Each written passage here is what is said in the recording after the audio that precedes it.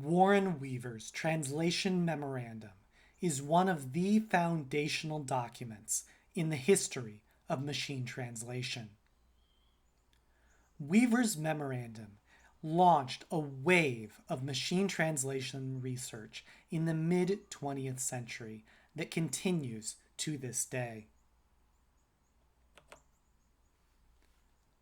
Warren Weaver was a mathematician who worked at a university as a professor. He was later appointed as director of the Natural Sciences Division at the Rockefeller Foundation, a position which he held from the 1930s through the 1950s. In March of 1947, Warren Weaver wrote a letter to a colleague, mathematician and cyberneticist Norbert Wiener. In his letter, Weaver wrote, "Dear Norbert, one thing I wanted to ask you about is this. A most serious problem for UNESCO and for the constructive and peaceful future of the planet is the problem of translation, as it unavoidably affects the communication between peoples. Recognizing fully, even though necessarily vaguely, the semantic difficulties, because of multiple meanings, etc., I have wondered if it were unthinkable to design a computer which would translate. Even if it would translate only scientific material, where the semantic difficulties are very noticeably less, and even if it did produce an inelegant but intelligible result, it would seem to me worthwhile. Also, knowing nothing official about, but having guessed and inferred considerable about, powerful new mechanized methods in cryptography, methods which I believe succeed even when one does not know what language has been coded, one naturally wonders if the problem of translation could conceivably be treated as a problem in cryptography. When I look at an article in Russian, I say, this is really written in English, but it has been coded in some strange symbols. I will now proceed to decode. Have you ever thought about this? As a linguist and an expert on computers, do you think it is worth thinking about? Cordially, Warren Weaver." Norbert Wiener replied to Weaver's letter and was not terribly optimistic about the possibility. The next year, in May of 1948, Weaver continued his exploration of the topic. Weaver was invited to visit Dr. Andrew Booth at Booth's laboratory in England. Booth possessed one of the few general-purpose computers at the time. Booth demonstrated to Weaver preliminary research on machine translation by dictionary lookup. Booth's technique was a very early direct transfer methodology, using word-for-word translation, although it did have the sophistication of attempting basic morphological stemming.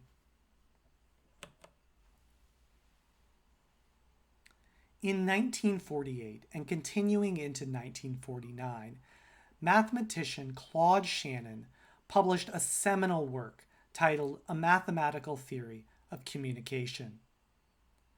This theory posited a noisy channel model of communication, as well as an n-gram language model. During this time period, Shannon collaborated with Warren Weaver, and Weaver ultimately published a popularized and easier to read version of the theory.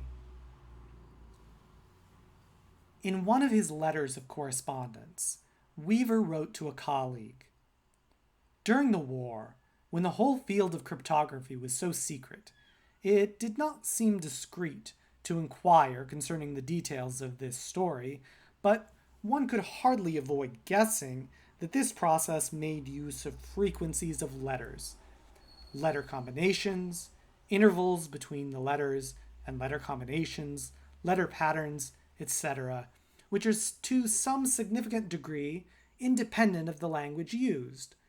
This at once leads one to suppose that in the manifold instances in which man has invented and developed languages, there are certain invariant properties, which are, again, not precisely, but to some statistically useful degree, common to all languages.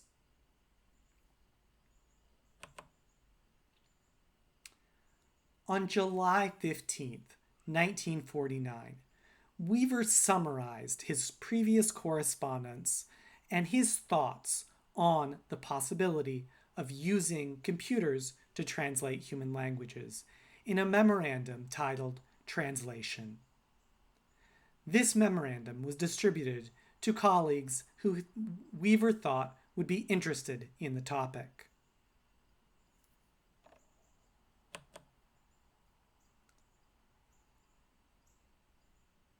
In the memorandum, Weaver discussed more the anecdote described before regarding Turkish and cryptography during World War II.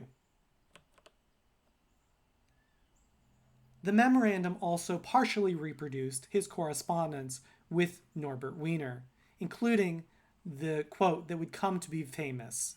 When I look at an article in Russian, I say, "This is really written in English. I will now proceed to decode." In sections 5 through 9 of the memorandum, Weaver presents 4 possible approaches for machine translation. The first approach can be categorized as a statistical approach, using n-grams to disambiguate. Weaver was aware of the possibility because of his work with Claude Shannon and his knowledge of n-grams and the noisy channel approach. Weaver wrote, "Let us think of a way in which the problem of multiple meaning can, in principle at least, be solved. If one examines the words in a book, one at a time as though through an opaque mask, with a hole in it 1 word wide, then it is obviously impossible to determine, one at a time, the meaning of the words.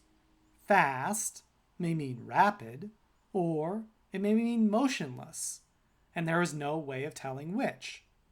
But if one lengthens the slit in the opaque mask until one can see not only the central word in question, but also, say, n words on either side, then, if n is large enough, one can unambiguously decide the meaning of the central word. The formal truth of this statement becomes clear when one mentions that the middle word of a whole article or a whole book is unambiguous if one has read the whole article or book, provided, of course, that the article or book is sufficiently well written to communicate at all. The practical question is, what minimum value of n will, in at least a tolerable fraction of cases, lead to the correct choice of meaning for the central word? The second approach that Weaver proposed was a logical approach.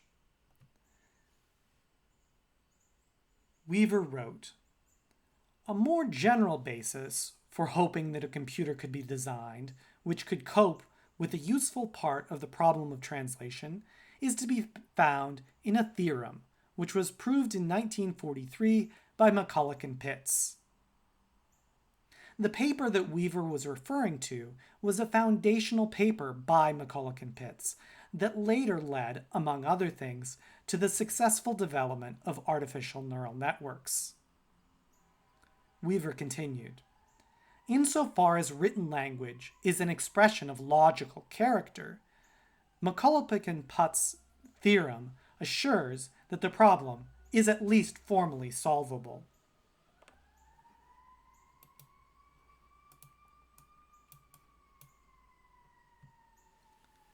The third approach is the cryptographic approach, described in and summarized by Weaver's quote, "I will now proceed to decode."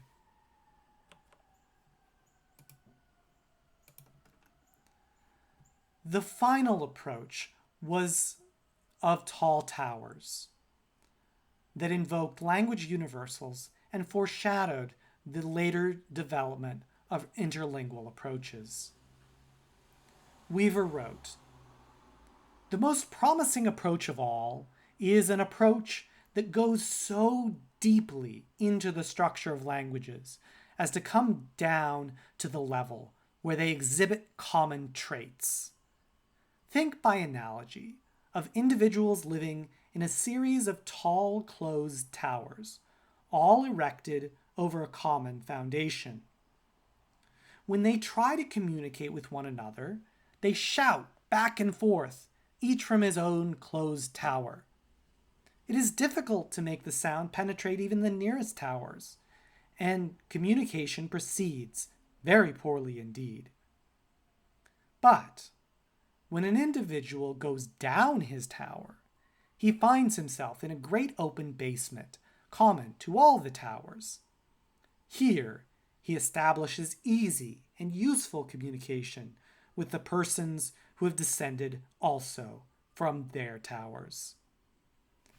Thus, it may be true that the way to translate from Chinese to Arabic, or from Russian to Portuguese, is not to attempt the direct route, shouting from tower to tower. Perhaps the way is to descend from each language down to the common base of human communication, the real but as yet undiscovered universal language, and then re-emerge by whatever particular route is convenient."